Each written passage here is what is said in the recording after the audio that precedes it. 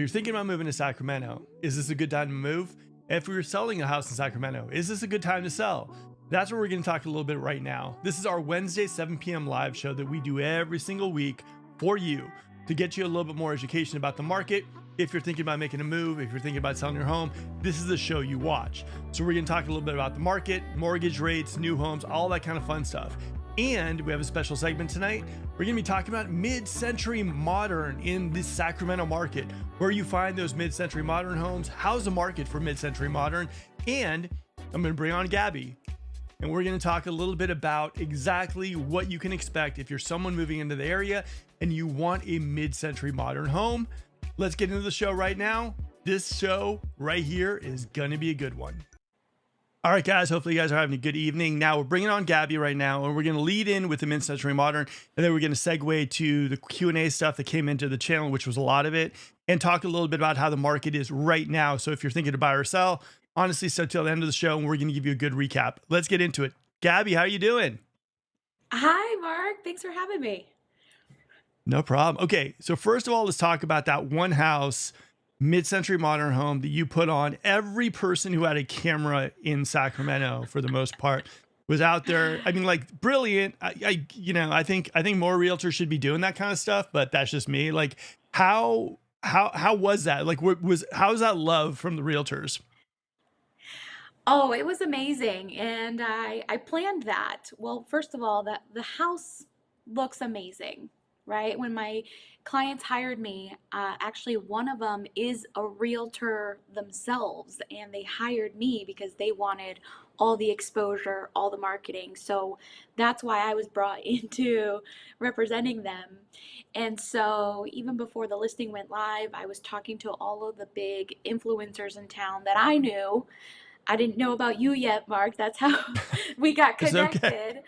But I, was like, hey, I have this amazing house coming up. Would you like to create content?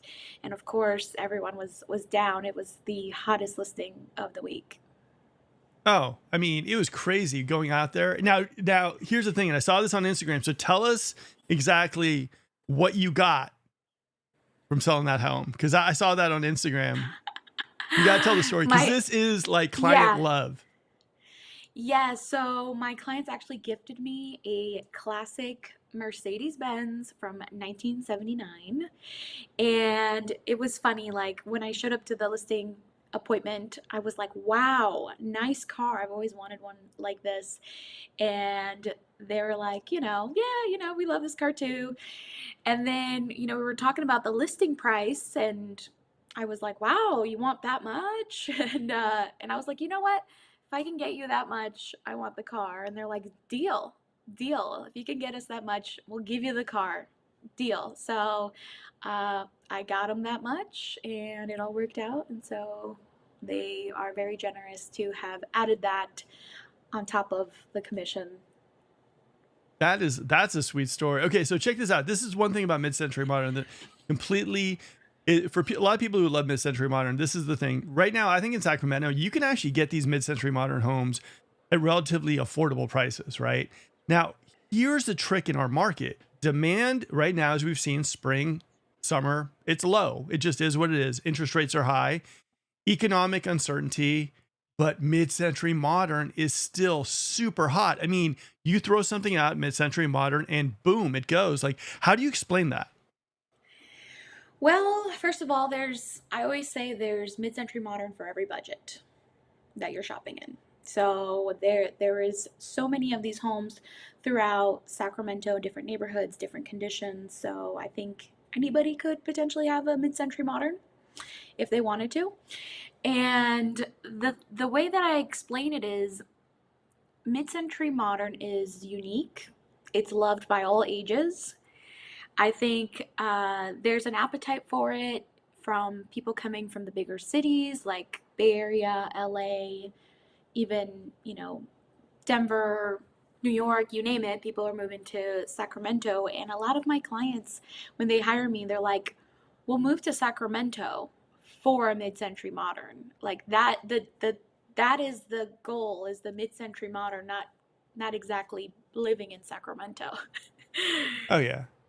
Well, I mean, like, here's the thing: if you can find a house you love at these prices, like I grew up in an Eichler, right? And the Eichler was like, it just was a smaller house and everything too. But an Eichler in the Bay Area goes for like 1.5, 1.6, 1.7. I mean, like comparatively to here, I mean, what do you think you can get Eichler for here in Sacramento? The highest that has sold here was 1.3 something. But there's one on the market right now for 995. And it looks incredible. It has a pool, it's on a great street, it's in good condition.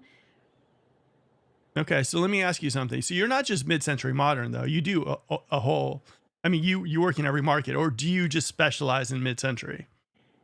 That definitely is my specialty and what I excel at because I know them like a back of my hand. But half the time, some clients are like, we love mid-century modern, but this ranch home checks off all our boxes and it has some mid-century character to it.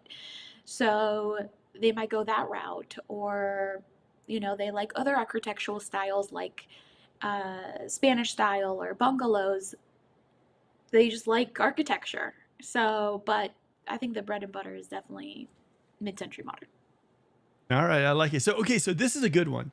Okay, so a lot of people like coin it. Any house is kind of, ranch, this or that. Everyone's putting in the descriptions mid-century modern. It's almost like when people put in the descriptions, the backyard is big enough for a pool. So like people search for the pool and they're like, oh, but there's no pool. But the description didn't say there was a pool. It said the backyard was big enough for a pool. So as far as mid-century modern, are there just like diehard, like, hey, look, that isn't it. That's a ranch style home. I mean, like, how does that kind of work? Because for me, like, I look at it and I go, like, there was a big controversy between my house that I grew up in, whether it was an Alliance or an Eichler, the heat, the this and that. I mean, like, so I think for me, like I said, some of these homes that I see get listed, like right here on the MLS. Let me get you here real quick. Hold on. It's always something. Okay, And here that's we a go. good question. And that is definitely a good question. And mid-century modern can encompass a lot of things. And first of all, there's mid-century, which could just be talking about that period, which is from the 50s to the 70s, which, all kinds of ranch style homes were built in that time period. But mid-century modern was more of that modernism movement that was happening at that time, to have those clean lines and kind of like those Jetsons style homes. Yeah, that's pretty. I mean, you can kind of tell. I mean, I think that's like, I think some homes though can be, there's like it's like having a classic Mustang, but having like not the exact rims. It's still kind of the classic Mustang, but the rims are different. But a lot of mid-century modern enthusiasts like call that stuff out. I mean, I did a video like on other houses and they're like, that's a ranch home, or that, like, like what was the one thing that they said to me? Like, even about certain homes, or like the doors, the style. I mean, like there are people who are like just fanatics about mid-century. I mean, the eclectic furniture, clean lines, everything in the house has to be that time period, correct? Yeah, and I always say there's different types of mid-century enthusiasts. There's maybe the types that like it to look like a 1950s, maybe like diner style, uh, and that maybe they're more purists and it almost feels like a movie set. Okay. There's others styles like in the 60s, maybe it's a more hippie vibe with lots of plants and wood, and like, that kind of goes into the 70s too. So there are different styles there. There are some that are purists. There's other people that just like the clean lines and it feels modern to them and they like a remodeled mid-century modern home. And some people really like to restore it like a classic car and get all the right pieces. Okay. So let me ask you straight up, like what area, like if it's me and I'm living in the Bay Area and I'm reaching out to Gabby and I'm saying, hey, Gabby, like I'm looking mid-century, you seem to be the person that knows this stuff. Like what cities and areas should I target if I'm realistically trying to get into mid-century modern home? Let's say 650 is my budget. 3 and 2, I want something like, what are those areas that you'd say, oof, you gotta look here, you gotta look there, you gotta like, what do those areas look like? Yeah, yeah, that's a great question. And so, what happened with the Sacramento geography is that these homes came about in the 50s, 60s, and 70s, which was the suburban sprawl. So, you don't see mid century modern in downtown or even upper Land Park, or it's very rare to find one in East Sac, even unless there was like a custom home or a few that were built in the River Park area, which came about later on in the 50s, 60s, and 70s. But I would say if your budget is 650 and you're looking for a nice, solid mid-century modern home that's a 3-2, Carmichael. Honestly, Okay. Carmichael has a lot of those Strang Brothers homes at that budget. And a lot of the times they're surrounded by other Strang homes in these little enclaves of uh, homes. Like back in that time, the Strang Brothers were kind of like the new construction builders, where you picked a floor plan and they bought these lots, and maybe you got to pick the floor plan, or you picked from just a couple models, and that's how those neighborhoods are. So I would say Carmichael. It's interesting that you mentioned also the String Brothers. They're like really really famous here. If you guys don't know, they're really like really known here in this area, as far as mid-century modern type homes. Now the interesting thing was I got a call maybe 3 years ago for someone that was like, I have a String Brothers home. Can you come take a look at it? We want to list it. But it wasn't. It was a Steve String home, which wasn't really legitimate mid-century modern. It was like, it was kind of this weird mix of different stuff. Have you ever come across that? Like, it seemed like after he kind of went his own direction for a little while and kind of built homes that weren't like mid-century. They had like a little flavor of mid-century. Have you seen those homes? Yeah, yeah, and I'm not sure what you're talking about exactly, but I'll tell you a little bit of the history of the Strang brothers. They were brothers, and they were the ones that were building these homes. Carter Sparks was the architect, and so Carter Sparks came in around like the 60s, partnered up with the Strang brothers. He designed a couple of, designs for them, and they went ahead and they were like developers, right? The Steve Strang name that you named, that is the son of the Strang brothers, and he was a realtor for a long time. He might still be.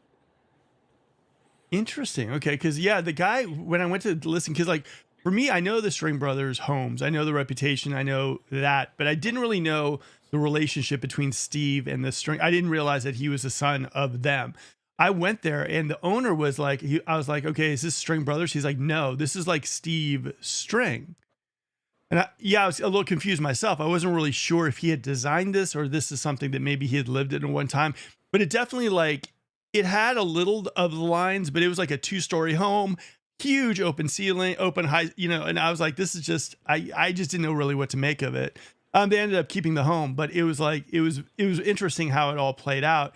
And so for me, like, String has always been that name. Like, you throw something String out there and everyone's like goo goo and gaga over the String Brothers. I mean, people on this channel have always said like, if I could find myself a String Brothers home, I would just go for it. Like, what is your, like, for you, are they the most popular in the Sacramento area for mid-century? Yes, because we have the most of them. So, Eichlers, we only have about 53 of them left in Southland Park, and they were definitely on the early side of the 50s when those were built. But then the Strang brothers, there's thousands, like about 3-ish thousand Strang Brothers homes sprinkled throughout Sacramento, Davis, and even Woodland. So that's the cool part about them, is there's just a lot more. And I always say there's always another Strang home on the market, whether it's a halfplex, which is half of a duplex that's like considered a single family home essentially.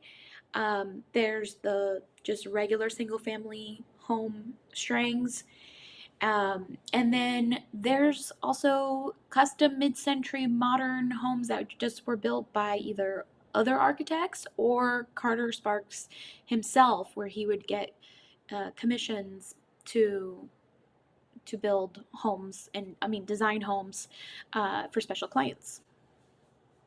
So let me ask you something. Okay, so one of the things a lot of people are freaking out about right now, everyone's freaking out like, oh my God, the economy, everything, prices are just going to bottom out. But if you look historically at like mid-century in the Sacramento area, they've done relatively well. I mean, they're almost of their own ecosystem, probably because there are not that many of them.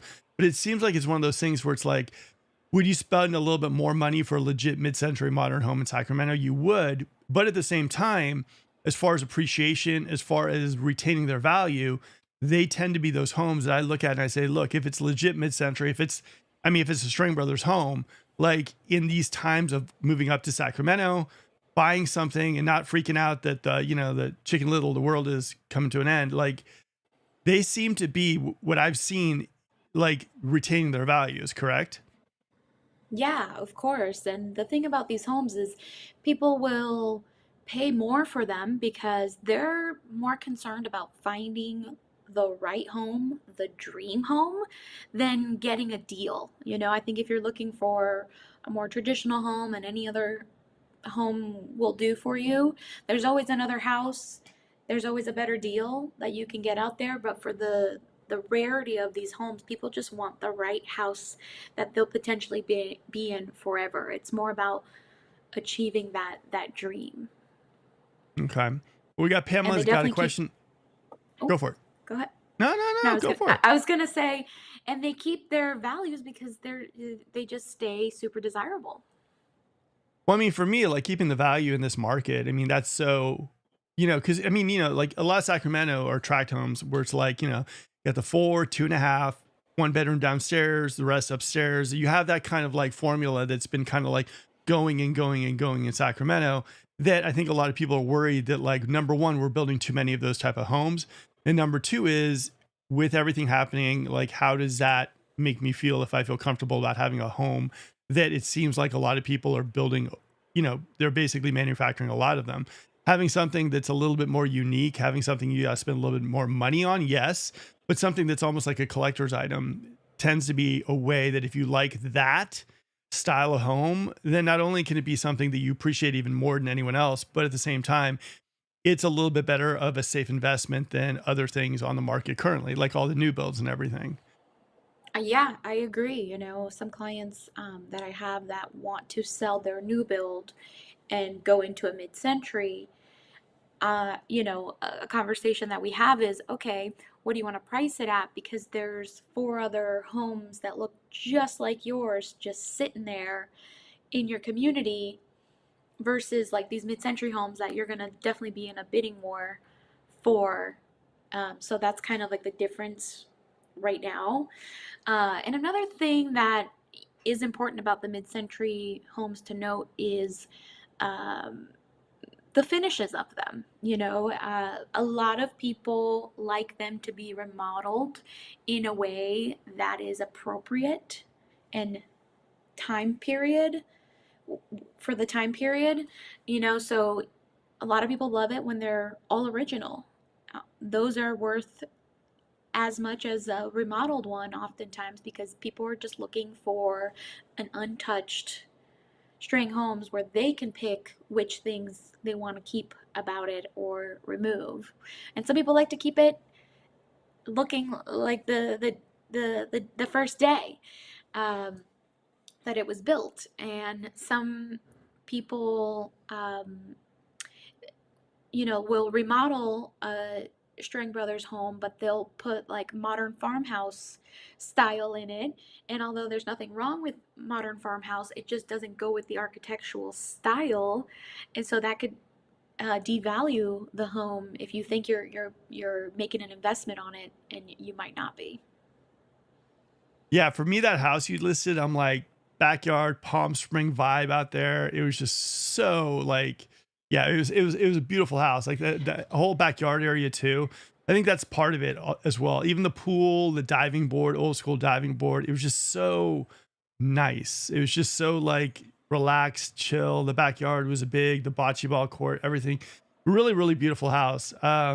It's funny though you Yeah. mentioned that you had a client who went from a brand new home to like a mid-century modern. I wonder what made them, how did that journey kind of go? They're like, we're going to Sacramento, we're getting a new home. No, no, we want mid-century. Well, it was kind of like they moved to Sacramento during COVID times. Of course, they've dreamed of a mid-century modern, but you know how it was with the market in 2020, and it was really hard to get anything and compete for these homes. So they were like, okay, well, we'll buy a new construction for now because, it checks off the boxes that we need, but eventually we want to be in more of a dream home and Okay, an all right. That older, more established neighborhood with mature trees and, that kind of thing. I thought buying a new home for someone who like mid-century would be like sacrilege. They're like open concept. No way. High ceilings. Forget that. No, I'm just joking. It's just interesting the journey of how people take from home to home. It's just it gets you to where you have to be. Eventually you find that spot that's your home and you're happy. So Yeah. Sometimes your first home is not your dream home, and you just have to get your foot in the door, get some equity and work your way up. Not everybody is that lucky to get their dream home off the bat. yeah. Well, I think here's the thing that for me that always kind of like it's just crazy, right? I think when I was young, a long time ago, but when I was young, it was like an 1,800 square foot house was like that's a pretty big house. And it just seems like size has gotten everything's gotten on steroids or something. People are looking 4,000, 5,000, 6,000, 7,000, 10,000 square feet house. And you're like, it's interesting to see how it's kind of gone in that direction. And it's like, do you really need that space? Does it really like, is that something that you need? Because when you look at it, and you take into account that like, if you have a small family, yes, you might need an extra room for an office or whatnot. But like, I think a lot of people, it's like going to Costco when you're hungry. Do you know what I mean? They're like, I want Hmm. that. And I always tell my clients, I'm like, just think about your lifestyle. Think about what you'd really use.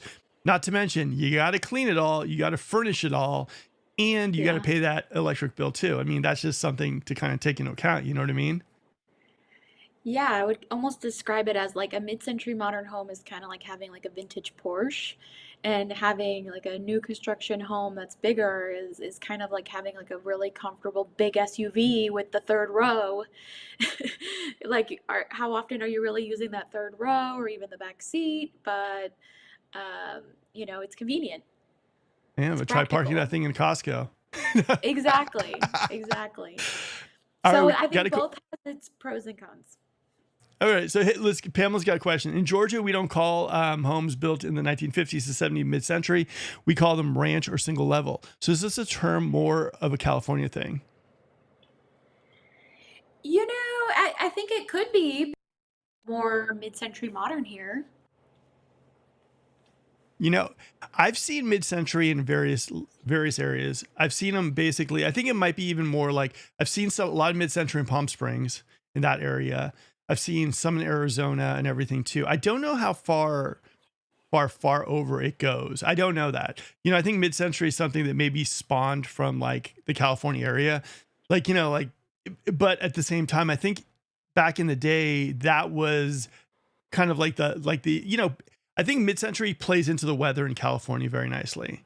Do you know what I mean? Like you look at that house you have where you have like the windows, the pool laid out, kind of has that whole like old school California kind of vibe to it, right? Where you like, you got the chase lounges by the pool and there's the cabanas and then you're out there. And I think what we see as a California lifestyle is more maybe like surfing, like, maybe skiing and everything too. But I think back in the day in like the 50s and 70s, it was seen more as like that Palm Springs, Frank Sinatra, Dean Martin, like hanging out with your martini. I think that was a little bit more of the California lifestyle. Wouldn't you think? Yeah, and I think California definitely made it very iconic, and we took that modernism idea and really ran with it. But I will say that there's mid-century modern all over the world. This movement was just a movement that a lot of people were inspired by, especially people that were very forward thinking. So, there's mid-century modern. I think once you kind of learn to spot it, uh, you see it everywhere. You know, we see it in Vegas.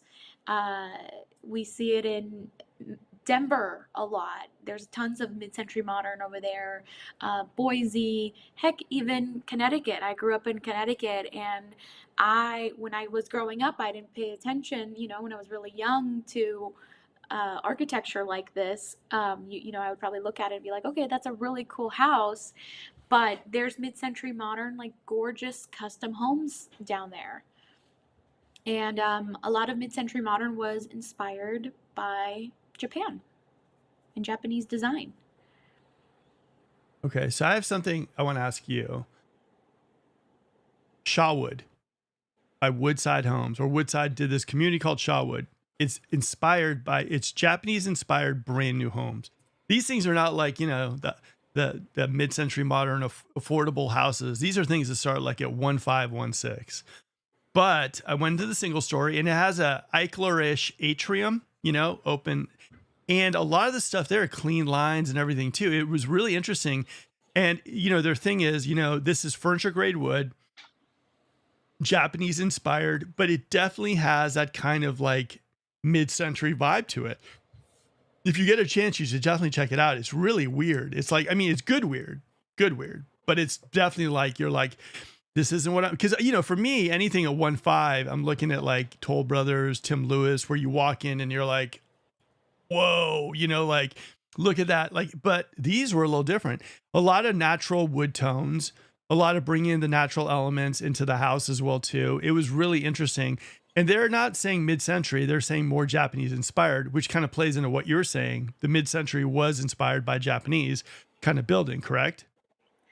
Yeah, I think that they're taking like the ethos of that movement and that design, which is like lots of glass windows, uh, which brings in that indoor outdoor connection, lots of natural materials such as wood, uh, and they're kind of bringing the outside in with that with those materials, and that's what a lot of mid-century was all about.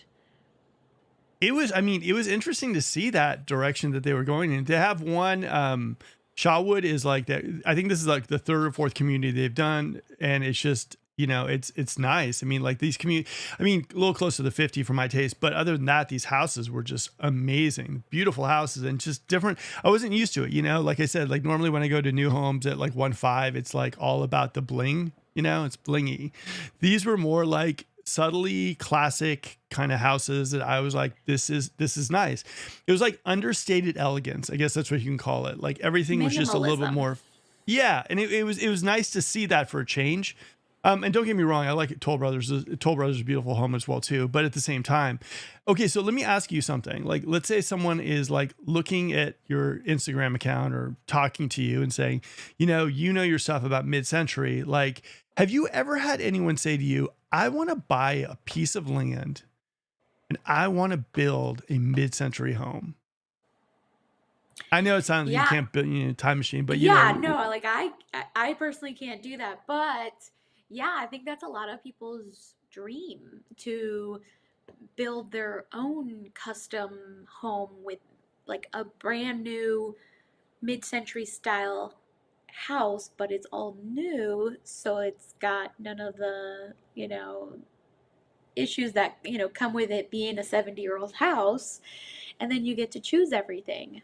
Yeah, I know someone who basically tore down a little old house and built like a gorgeous mid-century style, very Palm Springs type house in the Little Pocket. really? Oh, I love that. Like that for me is so cool. Like like I like I said, like there's a lot of people building these amazing houses. Don't get me wrong, like El Dorado Hills, Loomis, beautiful custom homes that are just ginormous, huge, high ceilings. But I do think the idea that is like, like doing something a little mid-century modern, like, just like minimalist, that kind of vibe, like I don't know. For me, it's just I think that would be kind of fun to see. And I think, like I said, like in a world full of these ginormous mega mansions, it would be nice to see something a little different. like the glass house or something just different. I think I Sacramento's agree. landscape would be great for it. I think we have so much great landscape here that like you buy a nice piece of land, you build yourself a house. It's different than the norm. And then, you make it work. You know what I mean?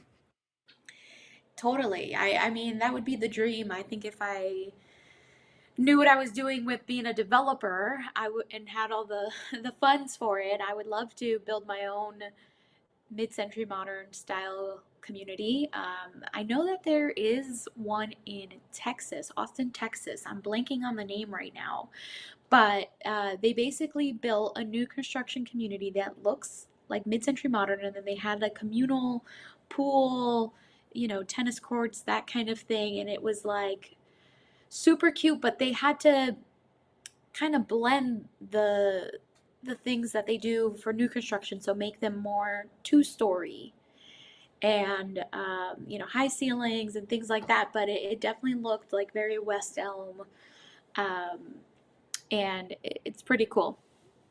I got to tell you something though. I think that if they did something like that here, I would say don't sell out to the 2 stories, make it legit, single story, like that kind of stuff. I think in fact, that might even help.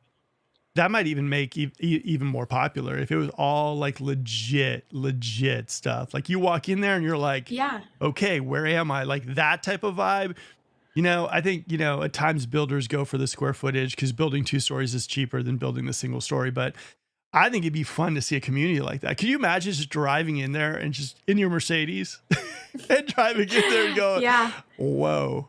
I mean, that would be, Yeah, I'd love to see that. yeah, I wish that they just did what they did with the Strang Brothers now. Like we took those floor plans, which are great, and built more of them throughout Sacramento. I'm sure the cost would be more just because of what building costs these days, but I think that would be really neat. And something about these homes is it attracts like-minded people, to live in these homes. A lot of times they're owned by artsy artists, designers, photographers, people in interior design or architecture. So I think it would be like a cool community too with like-minded people. Yeah, I mean, it would be fun. I think that Sacramento is definitely like, I think it would be very popular here. I think it'd be fun. I Cl- agree. Clinton says, "I love the Japanese culture and design." Me too. Honestly, I think I have a few architecture books in my library as well too. Really, I mean, I'm a huge fan. Like I said, I mean, and Clinton, I think you were just in there in Japan, so yeah. Now, beautiful like design strings FTW. All right. And Tyra says, "Are you talking about Starlight Village in Austin, Gabby?" Yes, that is the name of it. Yeah, look it up. It's really cool. I think they have a whole Instagram account. Oh man, if you could do that here, where would you put it? Where okay, your idea. Let's say you're gonna build a mid-century Hmm. modern like community of maybe, let's go small, let's go maybe like 50 to 60 homes, right? All single stories, nothing over maybe like, let's say nothing over 2,000 square feet. Just really simple, nice homes. Yeah, No one's got to be the keeping up with the Joneses type thing, that kind of vibe. Like, where would you put that? that is a good question. I mean, where is there enough land? You know, I hate to say it, but I guess Elk Grove, Roseville, Oh. like even though I think the typical person who would buy a mid-century like might not be attracted to those areas, but because those areas are growing so quickly and there is a lot of land to use, I think that would be somebody said put it in West Sacramento close to Davis. That too, like using, yeah, that West Sacramento area. I was just there yesterday. Um, that would work too. So I think somewhere that's not too far from downtown, but has like a bustling community. It'd be interesting. I mean, how about if they put it in somewhere, where they're building all that stuff in West Roseville? If they just got a piece of land, because they're doing all that stuff out there, Placer Vineyards, Placer One, like all the stuff happening in West Roseville. If they had a little community, like just out there, and they just got some land, and they're like, let's see what we can do. Let's just do that. And That'd be very, very interesting to see if that played out, like how that would do. I think Yeah. people would like it. I think it would be Yeah, interesting. I think that somebody would be taking a risk, but it wouldn't really be a risk because I think it would be very successful. Like if I could, I would, because I think it would sell very well. Just like Oh yeah. Starlight Village, I think something like that would be really cool. Like I said, like the thing that's always surprises me about mid-century is like something mid-century will list. And I'll look at it and I'll always say to myself, except for your house, of course, like, it's a little high. I'm like, I wonder how that's going to do. And literally 48 hours or like 3 days, it's like gone. And I talked to the agent, they're, yeah, we had multiple offers. We're over list. I mean, it just seems like no matter what the market is, those things are just gone. And I'm like, really? Let, I'm like, but the square footage doesn't make sense. Like, how are it, we doing this? and And that's the tough part about mid-century is like, how do we convince the appraiser? yeah, Because it might be next to a house that's also a 3-2, same square footage, but it's not mid-century. And the appraiser's looking at my house like it's just an old house. You know, cool, it's mid-century, but like how much value do you put on that? So that sometimes can be tricky, but it's like I said, people are just looking for the right house and they're less concerned about how much that costs. yeah. I mean, yeah, it's an interesting one. Like I think like for me, I think you're in such a good like I know you do other things as well too, but I think your like niche is like so great for mid-century because like I think that there are certain people that would need to work with someone like you who gets it, who gets like, and I think also a lot of people probably, and I'm guessing from the people who actually you worked with to sell that house, they're probably like they really want to probably kind of know about who bought their house. Like what was that person like? Do they appreciate the house? Do they, that kind of thing? I think those type of things play into mid-century more than anything else. People really want to know, like, will you appreciate it? Do you understand it? Do you get it? Like what does that look like? You know what I mean? Yeah, yeah, and a lot of times that is important to the seller to know that it's going to go to good hands of the next owner, that they appreciate this architecture. And oftentimes, because people are paying a premium for these homes, it typically goes to the right hands because they're willing to pay more for a house. And if they don't appreciate this architecture, they can buy any other house for less in the same neighborhood. Let me ask you something. Your clients that are in mid-century, because normally people say people will stay in a home between like 5 and 7 years, maybe a little higher now that COVID happened, but do you see people who buy mid-century staying in their homes longer?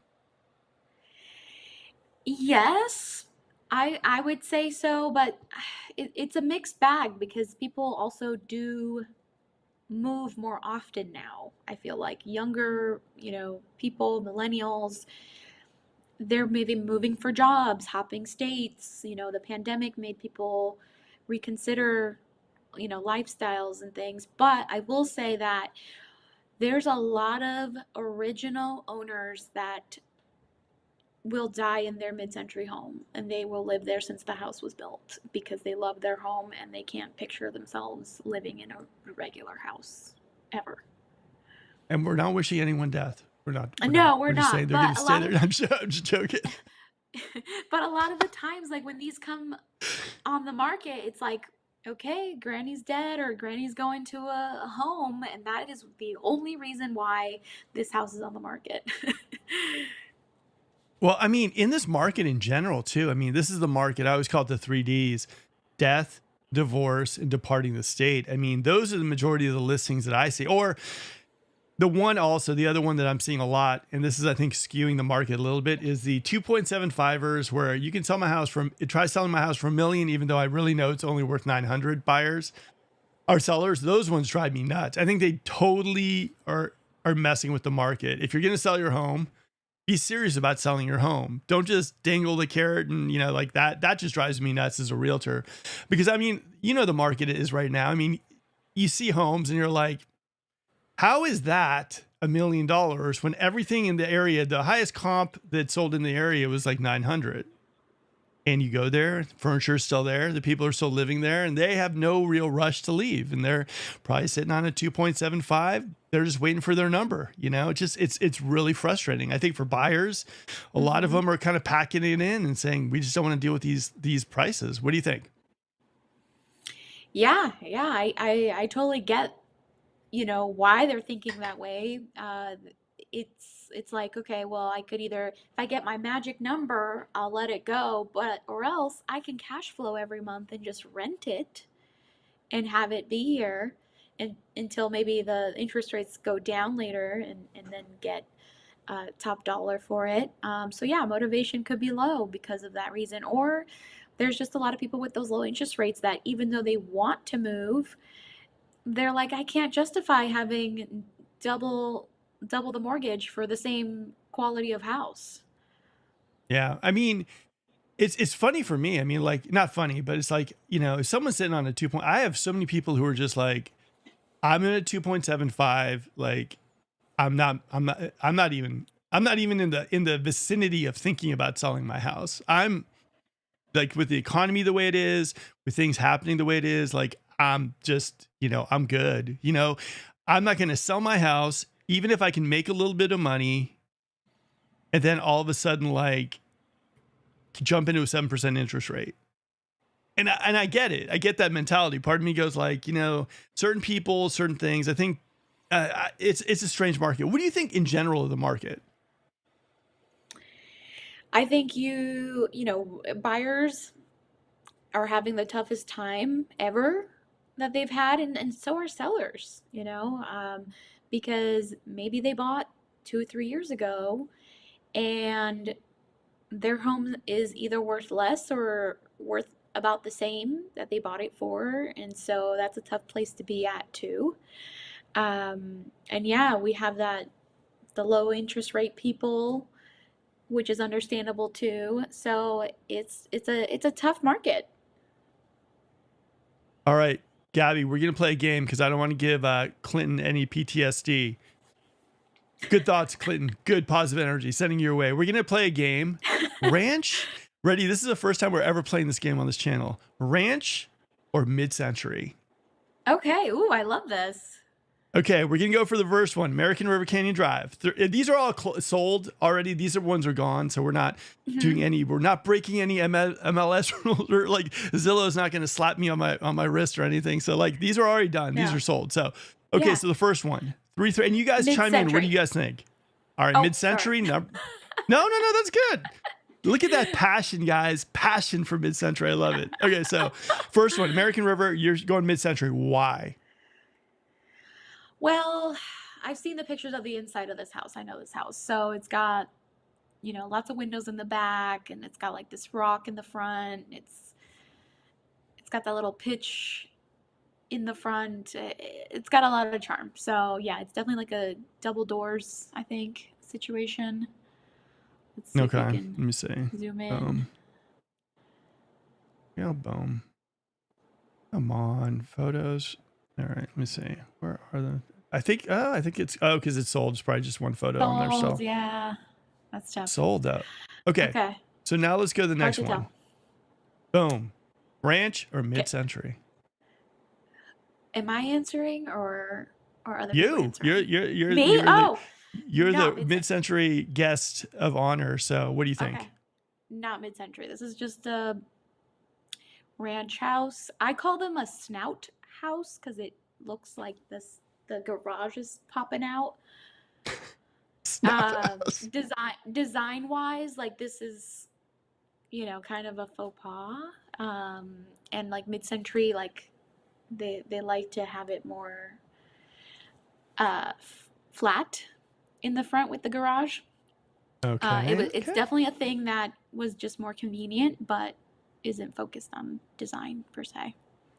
Okay. Can I take you on a tangent real quick? Yeah. New Fabulous Four or Fantastic Four movie coming out. It's going to be all mid-century modern.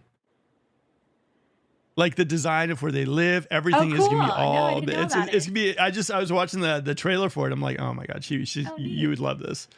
Okay, so next one, boom, mid-century ranch. Yeah, definitely mid-century modern. Those little windows up on the top, that's called a clerestory window, Okay. like Clere, clerestory, one word. Um, yeah, that is like a good giveaway that it's going to be a mid-century modern. It's got a nice little roof line, pop of Okay. We color got on the the. door. How about this one? Ranch, ranch. Why? Just classic sprawling ranch with the shutters. Like a mid-century would never have shutters, and I don't know, the garage is popping out. All right. All right. All right. She knows her stuff. Now, here's the thing, guys, too. Gabby and I are not saying in any way, shape, or form ranch is this, ranch is that. We're just saying, comparing the two. I've seen some of the most gorgeous ranch style homes in Sacramento, bar none. So hopefully, one with a ranch home Nothing gets wrong with mad. ranch style homes. I love a good ranch. Ooh, okay. How about this one? Mid-century modern, of course. Ding, Flat ding, ding, ding, roof, ding. little Oh, clerestory yeah. That's like, windows. Yeah, the thing about mid-century modern, they're very private in the front. Clean lines, but private, and then all the windows are in the back. okay. Right. And I will tell you this, the flat roofs, they're a whole different thing. It's a whole thing. So you have to get Okay. a special roofing material, typically like a vinyl type of roof. It's kind of like those commercial white roofs. You can't put like a composition shingle on a flat roof like that because it just wouldn't work. Or a low pitch roof like that Okay. Is spring it kind brick of like one. a tar type thing? No, that was the old way of doing it. It was called tar and gravel. Okay. But the new way, which is TPO, that's the name of it, TPO. That's the new way of doing it, and it's much more durable. Okay. How about this one? That was my listing, actually. Look at that.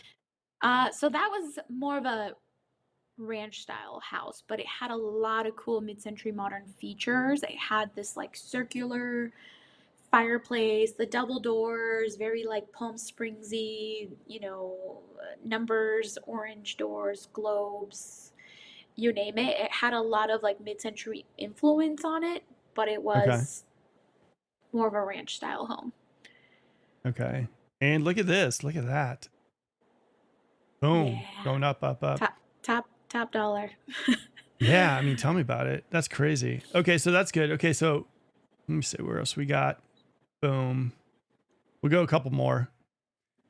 Let me see. Okay. Yeah. This is an interesting one. How about that one? Springbrook or this one? Yeah, that Yeah. that's definitely a two-story ranch style house. It's cool that it has the double doors and some rock and stuff like that, but I bet it just looks like a ranch house inside. Okay. This will be the last one. What do you think? I'm gonna say ranch style house from the, mid-century, but it's not mid-century modern. I've seen this one. It's got a lot of wood paneling, double doors, that kind of vibe inside, probably like shaggy carpet, but it's not a mid-century modern. It's All a right. mid-century. All right. All right. I like it. Here, hold on. Let me see. Okay. There we go. We're I can back. spot one a mile away. Like I just scroll through the MLS every week and I'm like, nope, nope, yes, yes. That's good. Well, no, like I said, like that's kind of one of the reasons why I wanted you on the show as well too, because you definitely know your stuff. Like, and I think for mid-century, you have to kind of have that. It's like, you got to know your stuff. So for you, like, that's why I want to talk a little bit about it. And also after seeing that house and also visiting another one yesterday, we videoed this one on Smokewood, I think it was, like I just noticed how hot that market is, the mid-century modern. Like a lot of things in this market, guys, in Sacramento are slow, like slow. Mid-century's popping.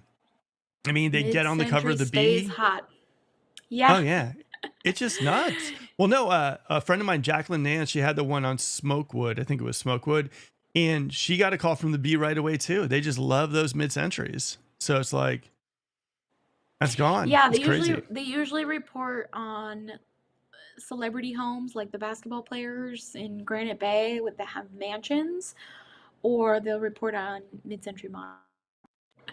That's the real Man. estate news. Yeah, I know. Sacramento news. All right. We got another one. That 550K MCM has been on the market for almost 2 years. Anomaly. I got to learn how to speak right. Anomaly. Yeah. Anomaly. There we go. Got it. Know I'd which say one she now and was again. talking about. I don't know what was going on over there. I think it was like a flipper situation.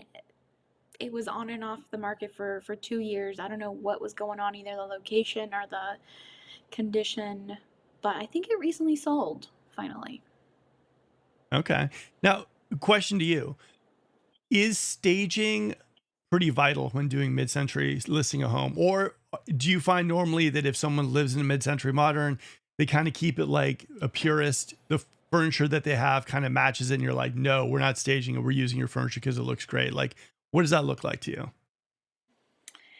Yeah, so I usually, if my client has stylish stuff, I use what they have to stage the house.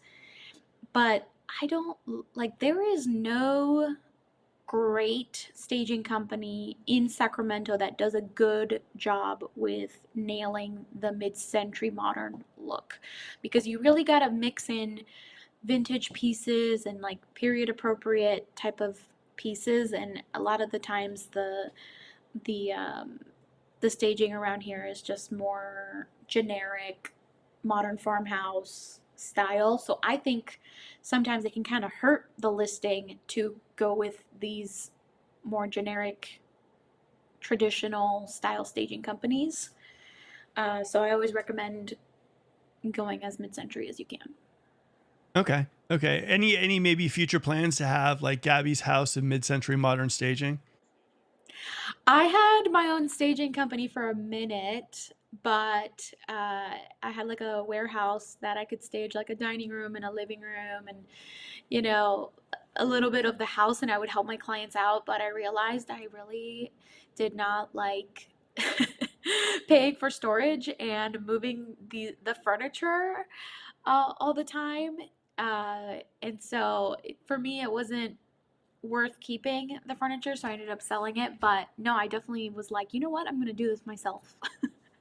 Okay, okay, and I can see it. I mean, look, here's the thing. The only thing that I think would be a little nerve wracking is that because so many people go through the house, if you have some really nice pieces, you know what I mean? You're like, oh, please, just, And that's what would uh, happen. I got some really nice pieces and vintage pieces, and every time in a move, it'd get dinged up in the truck, and then it just it was tough. And so I kind of understand why, one, staging costs so much, and two, why maybe they're using these pieces that are not as valuable or vintage or rare. But it just makes a huge difference, I think, to have more vintage pieces mixed in, and not just like feel it feels too new when you only put the new stuff in.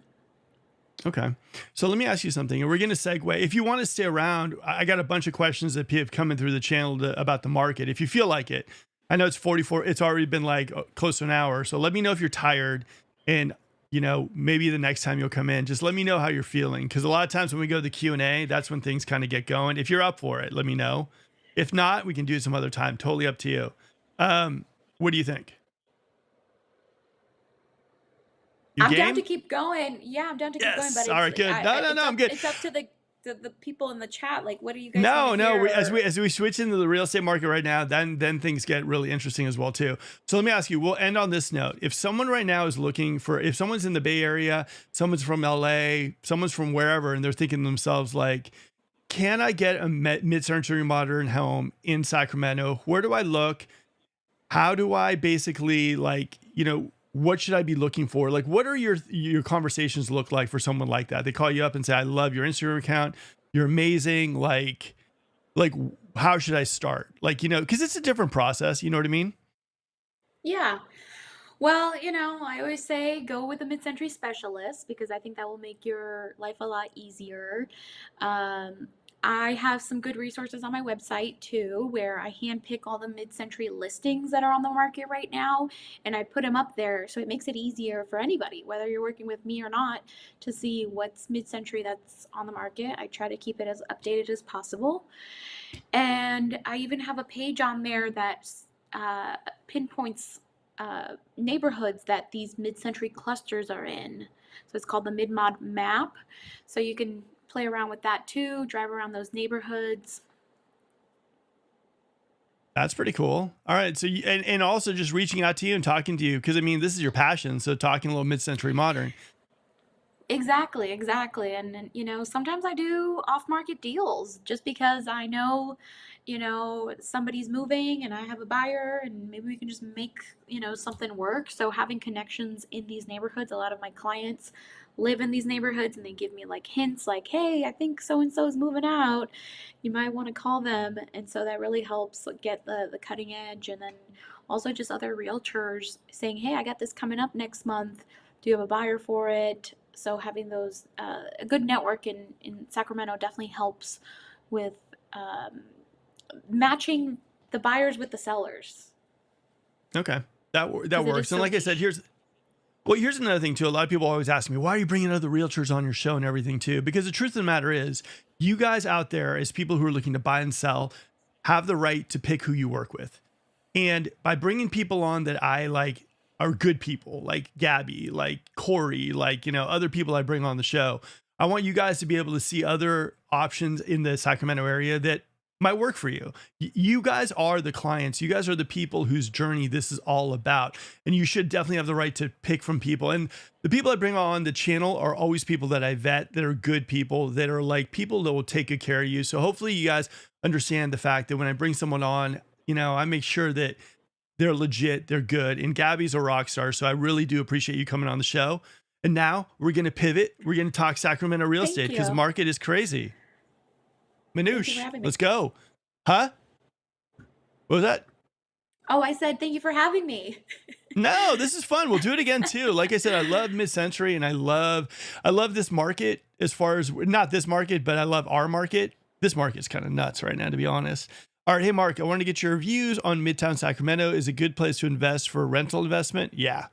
I like Midtown. I think, it's a funny thing, Gabby. A lot of times, like people will come to Sacramento and they go to downtown. And then I'm like, well, did you go to Midtown? No, we didn't go to Midtown. We don't like downtown. Downtown isn't really our thing. Go to Midtown. Then they go to Midtown. They're like, oh my, this is amazing. Midtown is awesome. Midtown is very like fun. There's like farmers markets. There's street fairs. There's like a lot of activity there. There's great restaurants and everything too. What can you say about Midtown, Gabby? I lived in Midtown for a long time. And I love Midtown. Yeah, I mean it's a whole different vibe from downtown. It's got just a lot more things to do, walkability, great restaurants, cute houses. I think it stays hot. It's great for, you know, people that want that walkability. That's the number one thing I miss about living in Midtown is just being able to like walk to dinner and walk back and meet up with friends and ride my bike and things like that. So you kind of get that like small city feel there. Oh yeah. I mean, I think Midtown is that spot where like, if you like going out, if you like that vibrant scene, I think you're close to things like here's the thing. I think Tahoe Park, it's a little bit more like it's fun, it's nice, but it's not like Midtown is like I'm coming to the area. Maybe I work at UC Davis Medical Center. Maybe I work somewhere downtown. I want that spot that makes me kind of feel almost like San Francisco-ish, kind of like going out and having that fun kind of thing. And as far as Midtown goes, property prices in Midtown have always stayed relatively warm. I won't say always hot, but I'd say at least warm. I mean, Midtown is that spot that there's always such demand there because what you notice there is the vibe in Midtown is almost like no other spot in the Sacramento area. So, and a lot of times what you're noticing as well too is a lot of people, not because they want to be in their 20s right now, interest rates are high and everything too, and they want to be around something that's really happening, fun and everything too. Midtown tends to be one of those areas they're zoning in on, right, Gabby? Totally. And you know, those houses make great investments too for if you're going to make it a rental, if you're going to make it an Airbnb, you know, a lot of tourism happens in Midtown. Like not many people come to Sacramento to visit and then stay in Carmichael. All right, we got Tyra says we need more episodes with Gabby. Absolutely. I was like, it's so funny because I was like looking over your Instagram. And I'm like, And your Instagram account is great. And like having you on the show, I knew would be great too, just because just the way you are, the way you talk, your authenticity and everything too. So yeah, absolutely. I'm with you Oh, 100%. thank you. All right. With all new housing developments in West Roseville, is there any possibility it might become a ghost town? I heard there's less buyers and more sellers. I think West Roseville is building a lot. Does it worry me if rates stay where they are? Tariffs kick into effect. It does worry me, and I think it worries almost all the new home developments right now. I mean, if tariffs come into effect, I mean, you could see like lumber prices go up, sink prices go up. I don't know how the whole thing's going to shake up, but I will tell you this: West Roseville. If you look all over Sacramento, West Roseville has got such an amount of, maybe Elk Grove's the same, but West Roseville's got what? Pulte, Woodside. I mean, we're talking multiple communities. JMC's got like 9 communities. What's it called? You got KB out there. No, you don't have KB, sorry. DR Horton out there in Omarosa Ranch. You got Richmond American that has a couple communities. You've got so much building in West Roseville. But it's all going to depend on the rates, you know, and I know they're offering crazy buy downs and everything too, but you know, the demand isn't what it should have been this spring. And I think a lot of people are nervous. What do you think, Abby? Yeah, I mean, I don't know too much about all of the new stuff in Roseville, but I know that it is a little bit tough. I mean, I think right now the thing is that like what we notice in the new homes is a lot of the incentives were happening, good incentives, October, November, December, and then there was this like buzz, like everything was flipping around, like January and February. All of a sudden, all these new home builders, including KHOV, they cut these incentives really, really soon, and then all of a sudden, like you know, it was slow after the Super Bowl, which was weird because usually Super Bowl kicks off the year and everything starts going and demand has just been slower. Economic, you know, not a lot of people are feeling good about the economy right now, and everyone's just feeling nervous. You also have a big wave of people that are thinking that we're going to go into a crash and prices are going to drop like crazy, which I don't see that happening at all.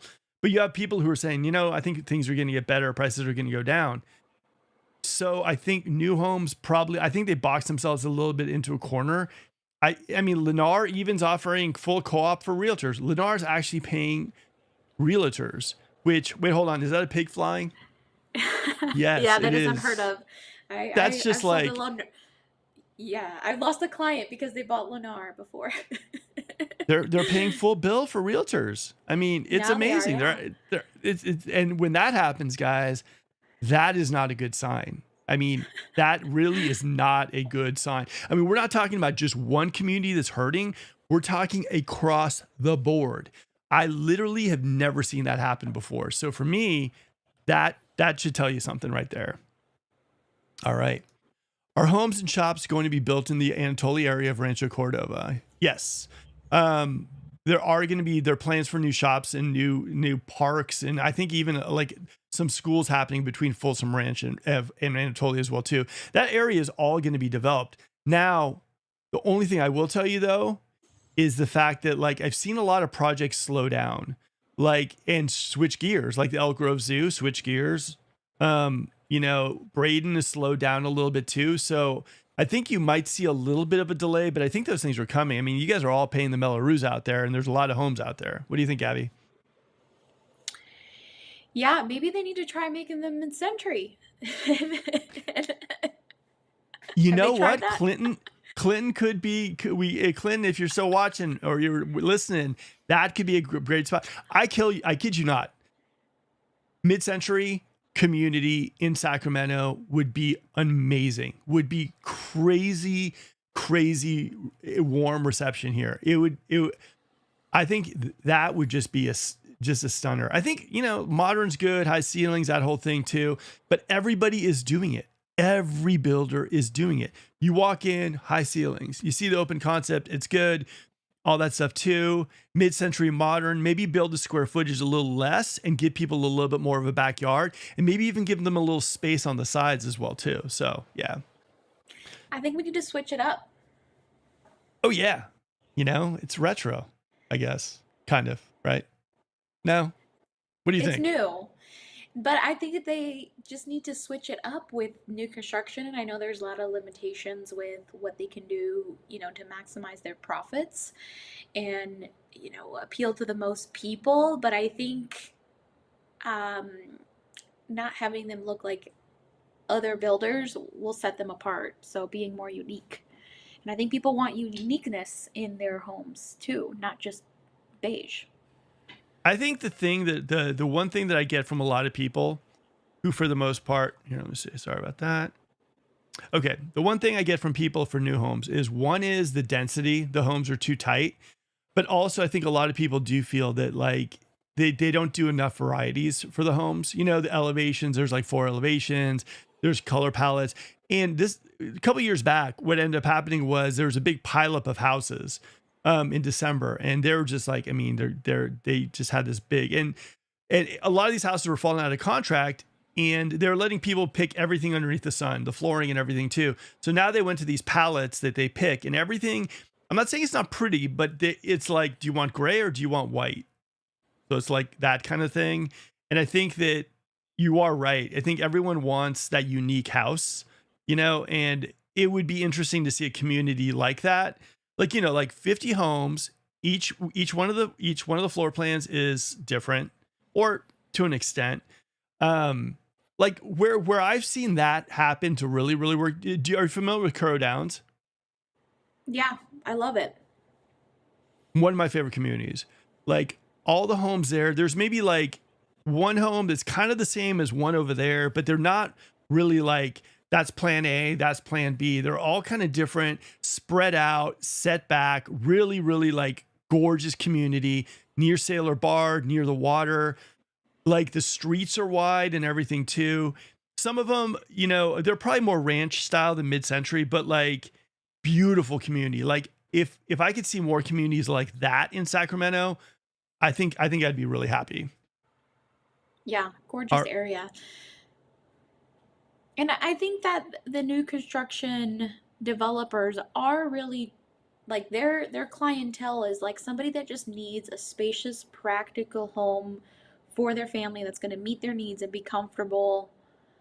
And they're more concerned about the practicality than maybe the style, I think. yeah, They're I more mean, like, I mean, you tell me. I think that you know more about the new construction well, clientele or the way they're thinking.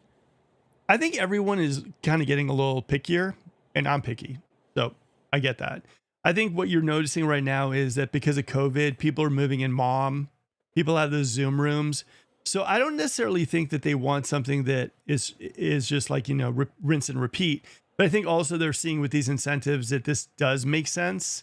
Um, but I think that if you could do a new community that was mid-century, give incentives and I think people would love those homes. I think people here are probably ready a little bit for a change of that kind of stuff too. And you've seen it. I mean, it's not just Sacramento, it's everywhere. You see every single Texas McMansion that I see on YouTube is the same exact thing.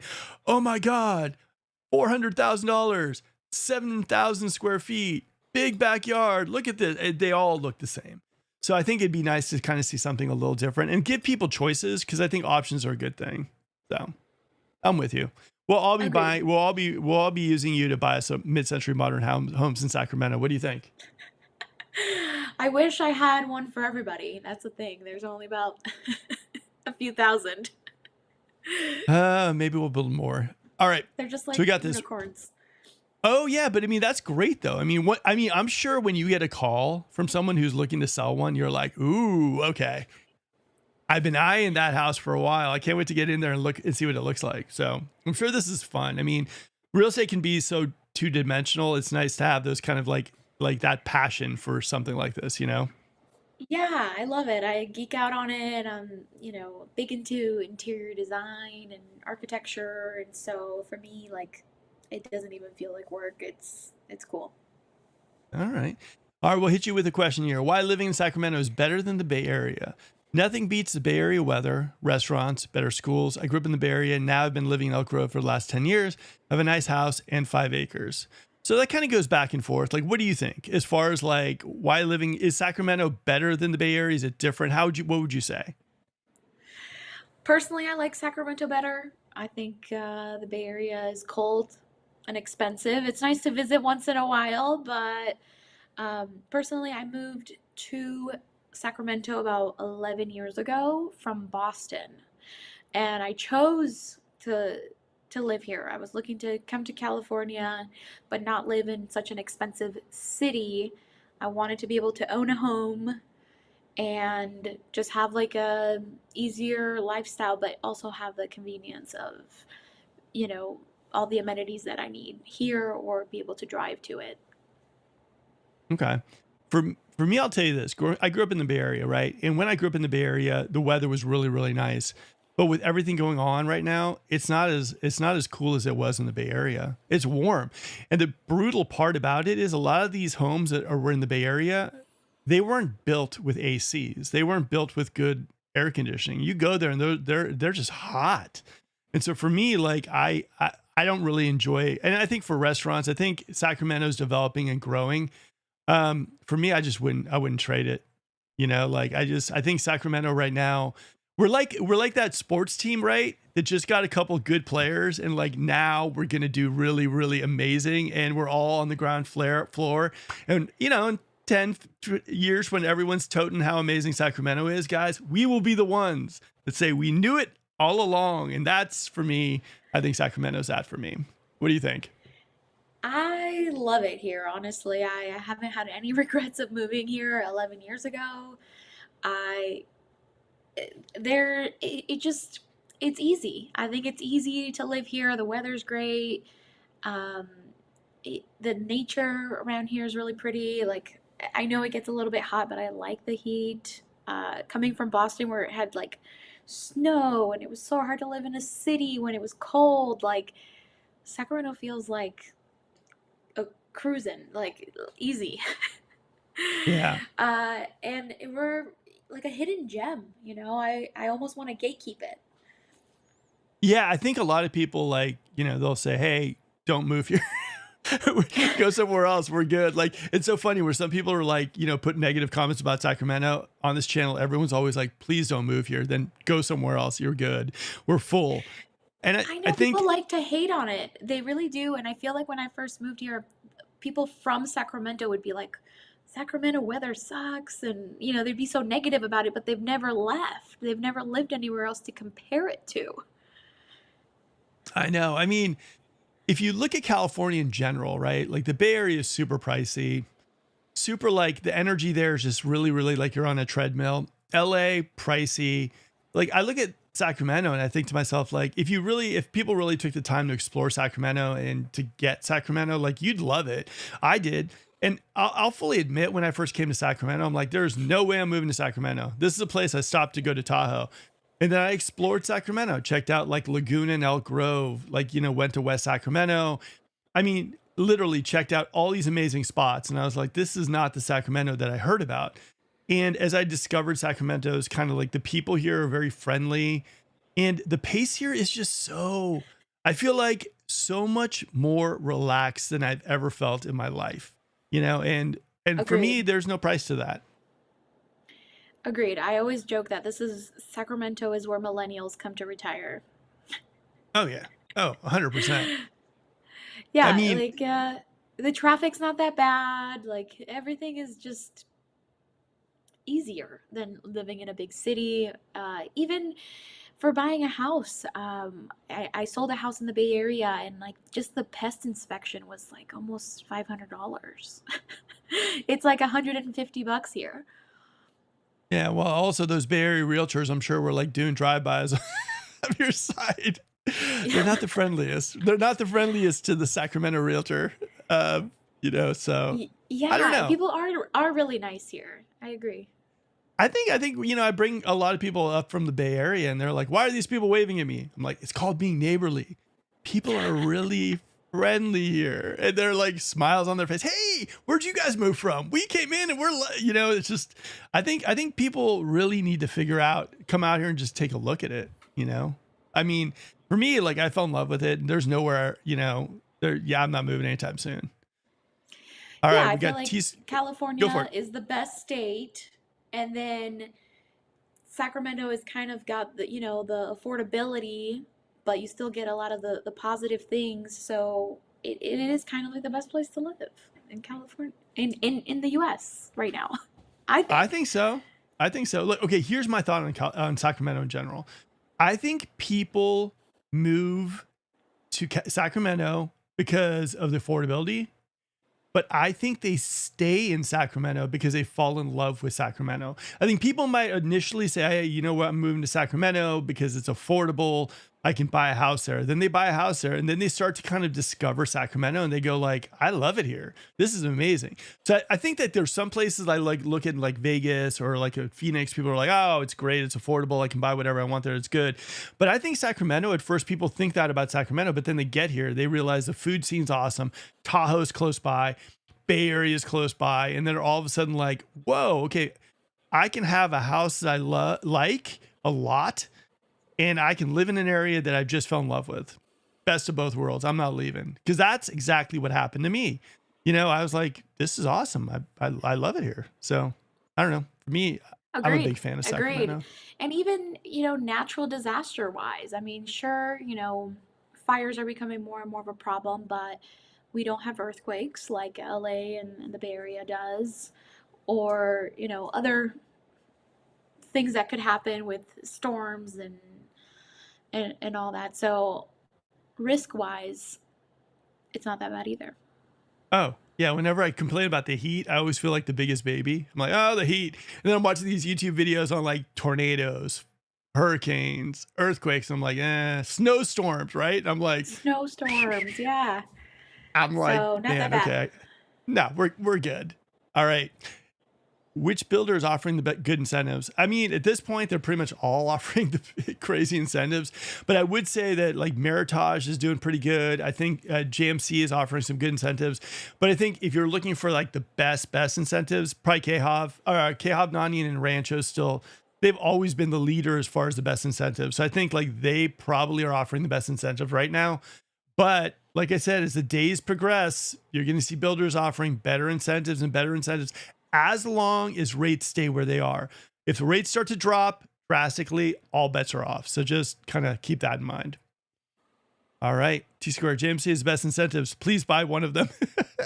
Don't worry. I think as soon as rates drop, everyone will start breathing a sigh of relief. I don't know when that is too. So I'm not going to guess, because that just, I don't want to do that to you guys. All right. Clinton says, I think the big issue is the chaos of not knowing what the rate will be. Even day to day, I've seen an increase up to 1% in a single day. It's hard to plan our lock in the rate when supply is low. Yeah.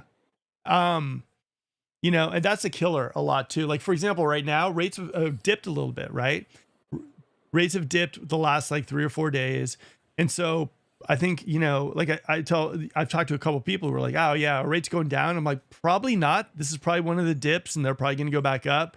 And I think it's frustrating with demand, or with inventory being, there is additional inventory, but it's not the inventory people want. I guess you could say like, it's just that kind of inventory. What do you think as far as the rates are? For me, I'm seeing numbers move markets more than ever. How are you seeing this as far as like where we're at? I mean, we're still a little bit below 7, but we're hovering. How are you seeing that affect your clients? And I'm in the mid-century niche, so a lot of my clients are not that concerned with the rate, Okay. even though they stink. Um, but like I said, like if they're moving, they're highly motivated and they want the right house more than uh, timing the market with the rates. I think that when rates were low, these mid-century homes were like each one of them had 25 offers, and when 100, 200K over, and it was a bidding war of who had the most cash to make up an appraisal gap. So I think there's some pros and cons that have been evening out. See, it's uh, contagious. yes, we've been talking for an hour and a half, but so that's the pros and cons of it. I think if the rates were low, these mid-century modern homes would be even more impossible to get. Like now I'm seeing these homes sitting on the market for more than 1 weekend. I can't believe that there's this Eichler under $1 million that looks fabulous with a pool on a great street in great condition that sat for more than a weekend. I think it might still be on the market. That's Yeah. unheard of. Well, now what we're seeing maybe is that the interest rates are maybe and the demand might be seeping into the mid-century. What do you think? Yeah, I Possibility? mean, it's definitely affected it, Yeah. but it's less affected than new construction or just a regular house. Oh, I would say right now the biggest market that's hurting is probably just resale, not the mid-century, not the new homes. But I think new homes are probably the second tier. But I think resale right now, a lot of people, like with interest rates, a lot of people are seeing prices that are a little higher than they should be. A lot of people are getting frustrated about this market. And like I said, I think with the rates, I mean, not the funny thing, but the thing about this market right now is nobody really is anticipating rates dropping. There's not like I'm going to see rates drop. There's more like everyone's Yeah, like, yeah, I don't know what's going on here. yeah, we don't know what's going on because, everybody was buzzing about, hey, rates are going to go down around the election, and they didn't. So, Yeah. uh, and we thought, when the rates went up, like, oh, this is only going to last 6 months or a year. It's been a few years now, so it, nobody can predict when they're going to go down. My biggest advice is buy a house that you can afford now with the rate now. Don't count on that rate going down later because it could be a little while until that happens. It's going to be a bumpy ride for sure. All right, we got Yeah. Brookhaven Media. Brooke is, in my humble opinion, the best photographer, videographer, and she does all my stuff. She is amazing. Photography, videos, like attention to detail. Like she is like the goat in the Sacramento area for that stuff. So Brooke, we love you and thank you for making all the videos look great. The ones that don't look great, I probably shot them myself. So just a heads up. All right, just photographed the most perfect mid mod in Calusa. Owners did an amazing job restoring it. I can't wait to see those pictures, Brooke, too.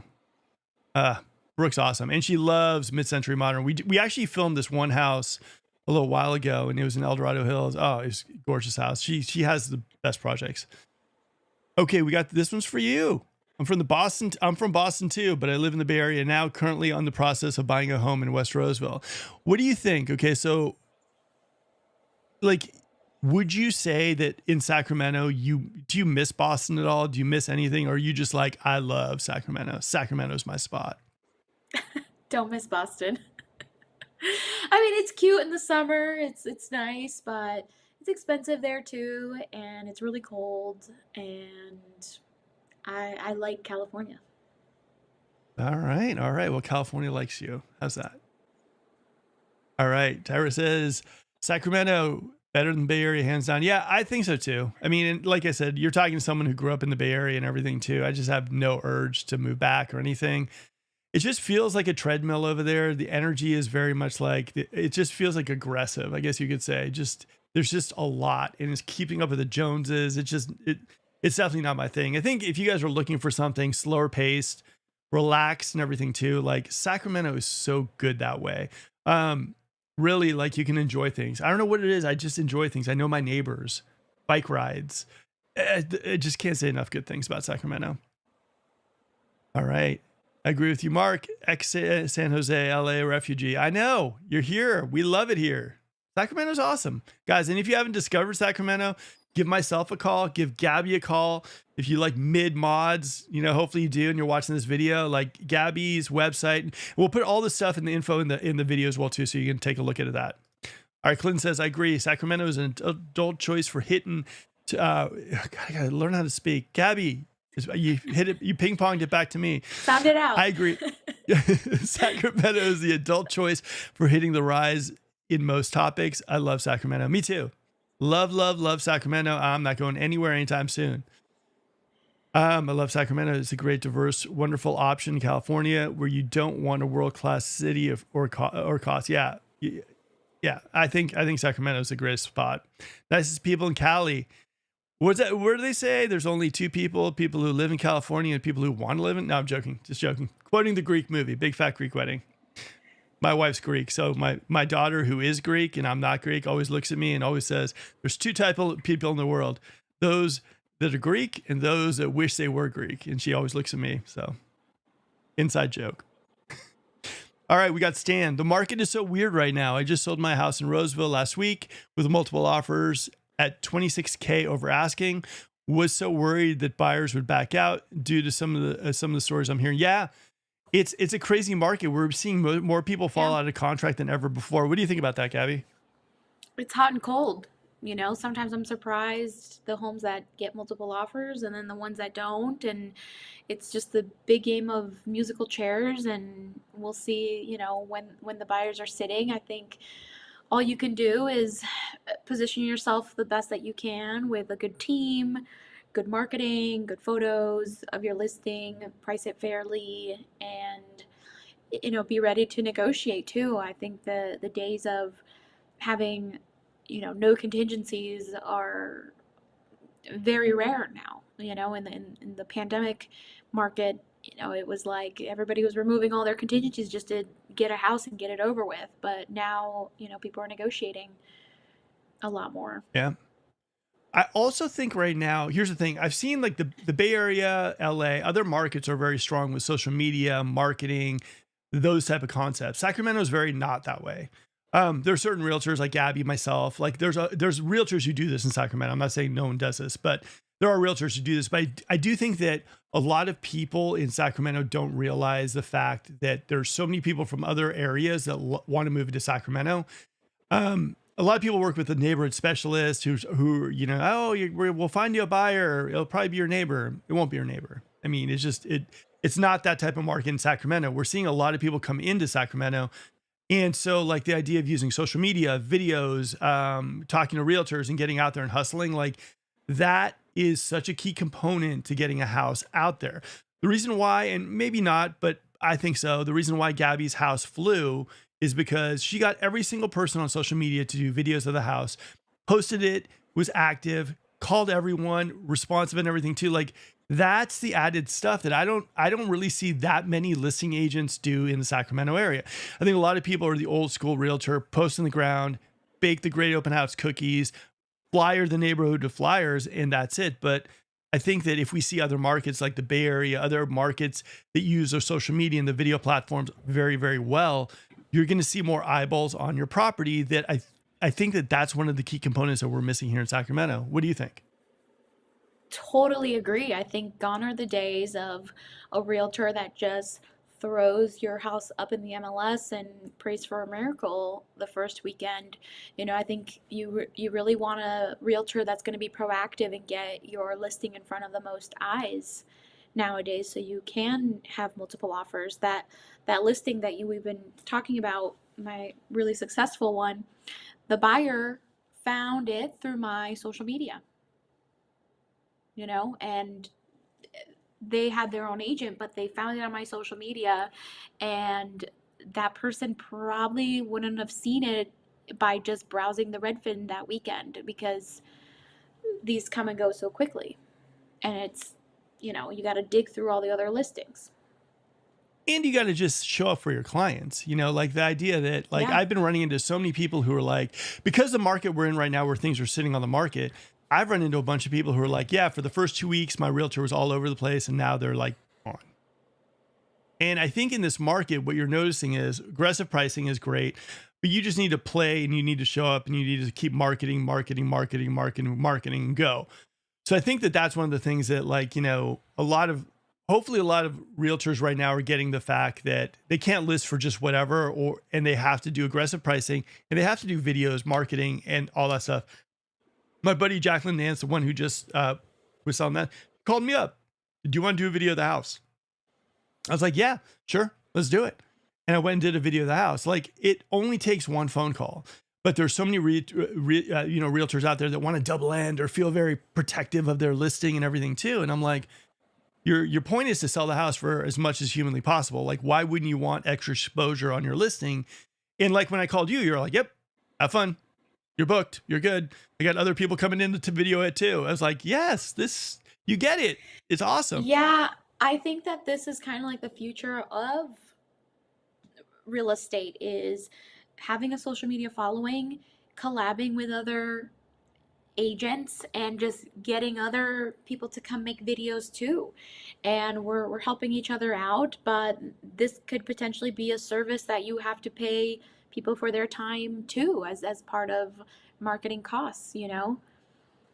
Yeah, it's going in this direction, and I think a lot of people just don't realize the fact that we have so many people coming in from other areas that use Instagram, TikTok, YouTube, LinkedIn, Facebook. And if you're not out there and you're not showcasing houses in the right way and just getting out there, like you're just missing the boat, you know?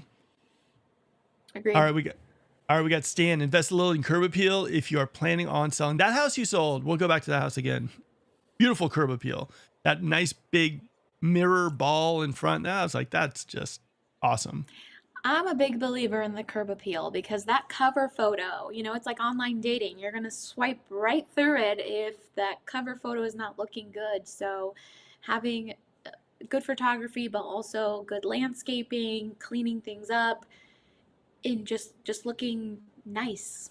A good angle of it. I see so many agents pick the wrong angle of the house. I'm like, that isn't the best angle of the house. Oh yeah. You wanna have those warm fuzzies. You know what I mean? When you see that spot that's yours, that home, like it should be that like, oh, I found it. Oh, that's it. And if you know, if you don't, like I said, for me, like I said, everything about that house you sold, you did fantastic. So hats off to Thank you, even you. though I'm not wearing a Thank hat. you. All right, Clinton says, Brooke took my home pics. Absolutely stunning. Thank you, Brooke. Brooke is a rock star. Like I said, like for me, Brooke is crushed everything that she's done. She's amazing and she's super packed too. So she's busy, but she is like the thing about Brooke, and I'll just say this real quick about her, is she knows what she likes and knows what she doesn't like. And so what I notice is that really, really works. She knows angles, she knows how to shoot stuff, the time to shoot stuff, videos and everything too. And I love that because as realtors, at times you don't have the best idea on what to shoot or what not to shoot. And you're just like, do what everyone else is doing. You really have to kind of, the attention to details is going to always win the day. Agreed. Look at this. Look at this raving review. We saw our house on Gabby's IG and bing, bang, boom, packed our bags. Yeah, It's Tyra's my all about client. social. She's the She, one that told me I need to come on this show. what do you think? You having fun Love so it. far? So far, yes. So far, it's going to get better. It always gets better. All right. So let me, we'll go to the next question here. We'll do a few questions and we'll call it a night. All right. Would you prefer to live in a quieter neighborhood? Yes, I can't stand my neighbors. What do you think as far as Sacramento goes? I think it's a lot quieter than the Bay Area, lot more mellow. I think there's some neighborhoods that are really relaxed. Where would you go? Where would those spots be if you're looking for quiet? I mean, I think quiet is very important to me. I lived on a busy street once when I lived in Midtown and never again. All right. So it's all about having a quiet street. That's very important. Now, here's the thing also, guys, when you are going in to see a house or you're looking around and everything too, you can also kind of gauge, like I always tell people, drive by the house at nighttime, in the morning time, gauge the neighborhood. You know, you can do anything you want to your house, right? Inside, outside, and everything too. You just can't control who your neighbors are. So, you know, do drive-bys of the neighborhood, nighttime, morning, see how many cars are in there. Maybe even knock on the door. Hey, what do you think about the neighborhood?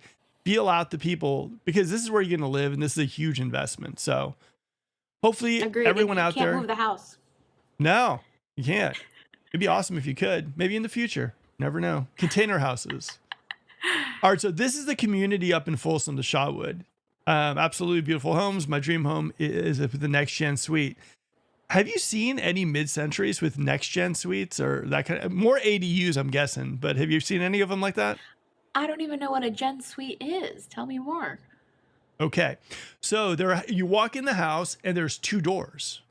Okay, one door is for the main house, Oh, and then the other door is for like, you know, like you have one living room, you have a bedroom usually. There's like a kitchenette. They don't put a stove there, but they yes. have like a hot plate kind of vibe there too. And that's kind of one of those things. A lot of people use it for house hacking or bringing in mom or just using, you know, basically buying a duplex. Like I I would love say, it. Yeah. It's cool. I think it's a great idea, especially now. Exactly. House hacking, put your mother-in-law in there, maybe put the nanny in there, whatever. All right. Do you see more? Do you see a lot of ADUs? Because that's how I would kind of do the equivalent. Do you see a lot of ADUs in mid-century modern? Not that much. Not as much as I Okay. would like to see. I wish that it was more affordable and easier, I think, to just put a ADU. I mean, I've seen like kind of like converted tough sheds into like a little office. Those are more common, but like a proper ADU, no. And there's homes in Sacramento with big lots, almost like a double lot that you could put a whole nother 1,100 square foot house on.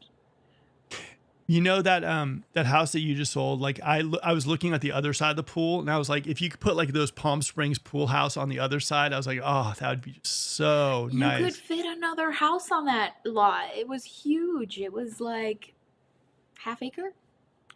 Oh yeah. It was I mean, good space. All right, hi Even Mark. the front yard, you could Oh fit an yeah. ADU. My client had a concept to build like a ADU style garage in the front of the house to match the house facade. You know, that house had so much space in the front yard, in the backyard. I mean, it really felt like you were kind of like there's nothing near you. I mean, it was so it felt Private. so resorty, so private. Like you could just it was a really really beautiful house. I'm sure that I'm sure they're going to. I mean, I'm sure they're happy they sold it, kind of, but I'm sure they're going to probably miss that house. It was bittersweet for sure. Yeah, and losing their Mercedes all in one. Oh, yeah, exactly. What a life change. You're like, remember the deal? Wait, no, I'm joking. Uh, All right. Hey, Mark, can you help people who are looking for a home in a plus 55? Absolutely. I've moved in, honestly, probably the last 3 years. I think we moved in Sun Valley or Sun City, sorry, Sun City, Toll Brothers. We've done maybe 25 in the last 3 years. So, yeah, absolutely. If you guys are looking for plus 55 active communities, we know them all. We know which ones got pool service, which ones have like the food trucks pulling up. We got all that stuff. Golf, you just name it. Let me know. We're good with that. Those are big things. There are so many communities. Lennar's doing another new one in Folsom Ranch as well too, in the Russell Ranch area. There's Shea Homes over at Bickford. Oh, there's so many of them. So many big business active communities, That's and cool. they're like some of them are like cruise ships. It feel like you go to Toll Brothers Regency in Folsom and it looks like a giant cruise ship. And like, everyone's, oh yeah, they're retired. They're not retirement communities. Kid you not. They're like crazy. People are on flamingos in the pool. There's food trucks. There's like bands playing. It's just absolutely nuts. I mean, those communities are I pretty had no awesome. idea. Oh yes.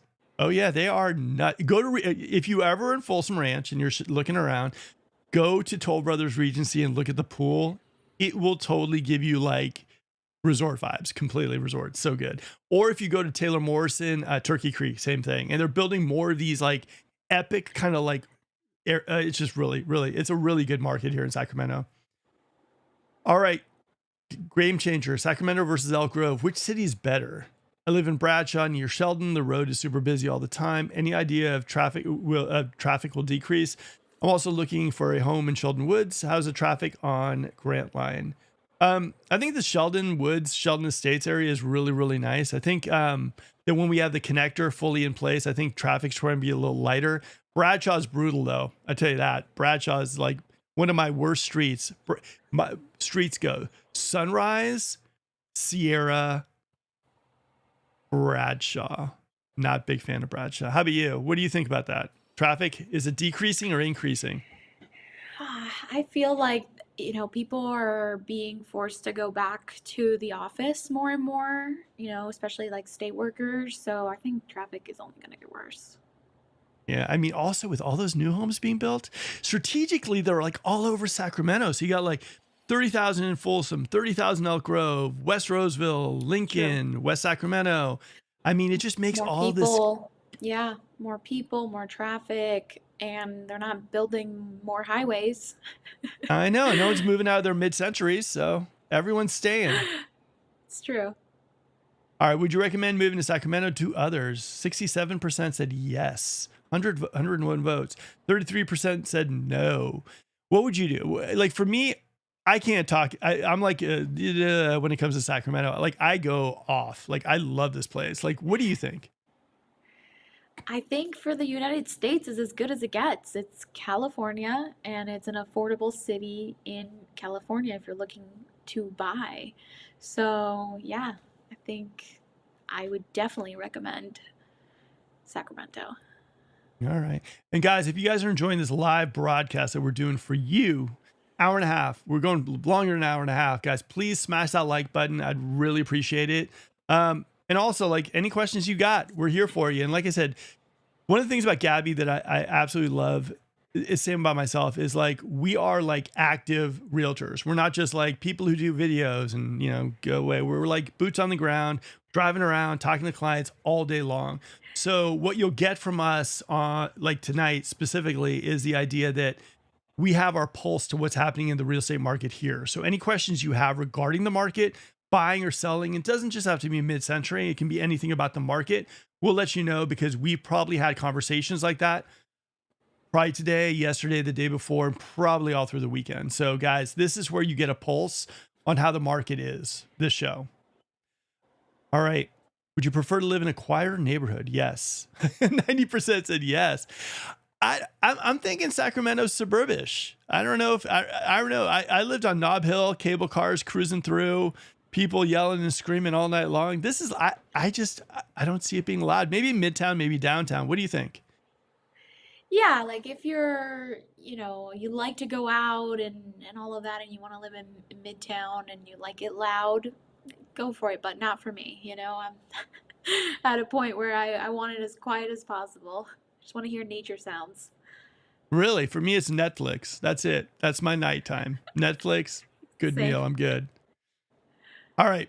Would you enjoy more city living or suburban living? 87%. Guys, if you were one of the 87% that said suburban living, you've come to the right place.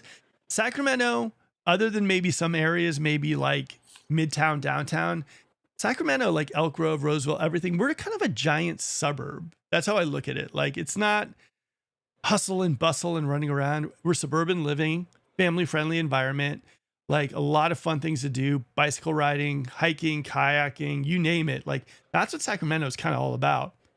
Don't you think? Totally. Lots of sunshine. It's all about family. There's lots to do. And if you get sick of Sacramento, go on a trip, go on vacation, go to Tahoe, go see California. There's lots to see around here. So whenever I get, feeling like Sacramento's getting a little stale, I go on vacation. And I bet you in vacation, you're wishing you were coming back to Sacramento sooner than later, And right? then I love to come back to my house. That happens to me when I go to the Bay Area.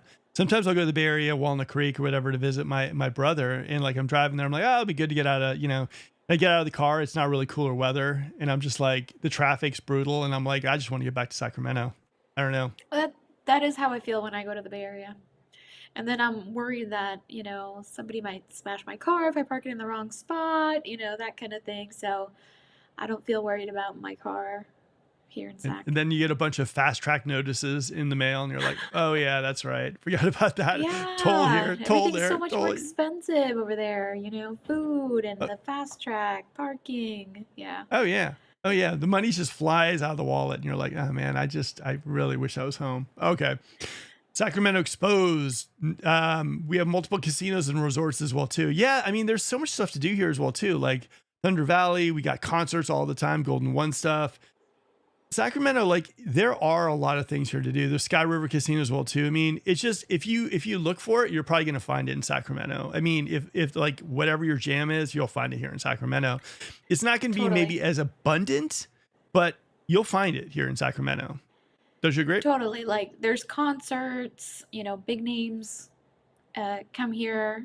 I saw Madonna, I saw Bad Bunny here at Golden One. So like we get good concerts here too. I always say that like maybe we might be like a few years behind on the trends like compared to LA or something with like food or whatever, but eventually it comes to Sac in a few years.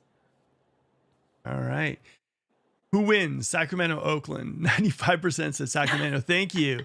We've been like knocking out big players here on this channel. We always do a poll on who's better, Sacramento or who wins. All right. Rancho's newest edition on Trade Center Drive, B101. Is this what people care about? Another microbrewery? We need to start building places to have fun and don't include getting plastered. Yeah. I will say, like, I'm with you. I don't drink myself, so. But I do think there's a lot of things to do here in Sacramento that is like not really drinking related. I think like, what is it? American River, Sacramento River, you got Lake Natoma, you got Folsom Lake, you got like the American River Bike Trail, you've got all those like, all the lakes, the man-made lakes we have also as well too. Golf courses left and right. Tahoe's close by if you want it. We got wineries like in Elk Grove and everything too. I mean, we got a lot of fun stuff. Oh, the winery, you don't have to drink, but if you go there, you probably will. So what do you think? I mean, there's so many fun things to do here. There's something for everybody. All right. We'll leave you with this last question. That way you'll want to come back to the show instead of going for 5 hours. Moving to Sacramento in 2025, what you must know about the California housing market. How is Folsom in terms of capital growth and building equity? What do you think? You want to hit that? No, you go ahead. In my opinion, I think the hottest markets right now, and we're not talking mid-century modern, we're just talking about in general. Folsom has always been a super hot market in the Sacramento area. Folsom is that spot that a lot of people have heard about. Now, a lot of these areas we talk on this channel about Elk Grove, Natomas, the Pocket and everything too. Those are more like you live in Sacramento and you know where these areas are, or maybe you have a friend living there. Folsom is just the known area outside of Sacramento. And there's other spots that are getting there, like in Elk Grove, like Roseville. But Folsom is kind of that spot that everybody hears about. They hear really good things about, and people love Folsom. So competition Folsom, I've never seen Folsom be one of those spots that it's just slow. Even in this market we're in right now, Folsom is still a very, very hot market. I would say maybe Elk Grove just under it. So Folsom, as far as I go, if you can get the right deal, the right thing going in Folsom, you'll make out. I mean, I think Folsom, if anything, in a bad market, you want to be like, you want to hedge your bets on the best area as far as like the most demand, and Folsom's definitely one of them. What do you think? I totally agree. I think Folsom stays hot, highly desirable, really pretty area, really nice houses. So I think you can't go wrong on an investment in Folsom. I always recommend people, if you're worried about the market doing this, be in a good neighborhood. Okay. Now, let me ask you something. Okay. We'll end with this. Like, as far as the market goes in general, like, what we are seeing is like areas like the Citrus, Fair Oaks, Orangevale, the lesser kind of known markets. I'm not saying they're not amazing, because I think there are some great markets like Carmichael too. But you're seeing those markets soften a little bit. You're seeing areas in Sacramento proper as well too. Like the Ardens and everything too, we soften a little bit just because of the demand. So, like Gabby said, like I said, a Folsom market, because it has that name appeal, that kind of, I guess you can call it brand recognition. It tends to be one of those spots that a lot of people in Folsom really aren't worried about their property prices right now too. And we have a lot of clients who are really, really itching to get into Folsom. Whereas during a market where interest rates were a little lower, we are seeing people who are like, I like Folsom, Fair Oaks, I can go to Carmichael too. So I guess what I'm saying to you guys is that as far as Folsom goes, it's solid. Elk Grove, I'd say, is the same kind of way. Could we be in trouble with new homes? A lot of overbuilding. I think only time will tell as these tariffs kind of go into effect. And incentives are going to probably come even more. I mean, because new homes are hurting. In fact, our market right now is a little slower than we anticipated. But as Gabby says, mid-century modern is still rolling. So Gabby, give us a final thought, and then we will end the segment. Final thought. What do you mean? Okay, so let's do this. If someone's looking to move into Sacramento and you're saying to them, like, this may be their first video or you're contemplating it, what can you tell them as words of encouragement, words of wisdom, as far as like how to proceed in making that happen? I would say it's a good time to buy if you can afford it. and you need a house and it's a good time for you, I think Sacramento is a good investment, especially with the way that it's going and growing. All right. And I'll end it with this. I'll say Sacramento's market, it's a little slower than most, than we anticipated. Demand is a little lighter. Interest rates are, a little bit higher than we thought they'd be. Economic uncertainty, a lot of people are feeling it. But if you compare it to markets like Phoenix, like Houston, like other markets in the United States, we're actually pretty solid as far as all that stuff goes. So if there's a port in the storm, guys, Sacramento, in my opinion, is kind of it. Now, I'll end saying this. Gabby, thank you so much for your time. I really do appreciate it. If you were looking for mid-century modern, I'd say talk to Gabby. She's awesome. And she's been like, you'll probably see her driving around her Mercedes in Sacramento. Just say hello. And until next time, guys, I'll be dropping a video on Friday at 7. Wait for that video, and we'll be tuning in Monday or next Wednesday at 7. We'll be doing another live, talking a little bit about the market, seeing how the weekend did. Will rates continue to drop? Will they increase? We'll let you know on Wednesday, live as always. Gabby, thank you very much. Thank you, Mark. Okay, guys, hopefully you enjoyed the show. If you did, please give me a thumbs up. I'd really appreciate it. Also, any comments or questions you have, put them below. I'll make sure to answer them. Now, 2 questions I got for you guys. 1, do you love mid-century modern homes? Let me know in the comments below. And number 2, what are you thinking about our Sacramento housing market? Are we in trouble? So let me know in the comments below. I'd really love to know your opinions. Now, guys, if you're thinking about making the move to the area, there's a Zoom link below. Set up an appointment. We'll talk a little bit about exactly all the questions you have about Sacramento.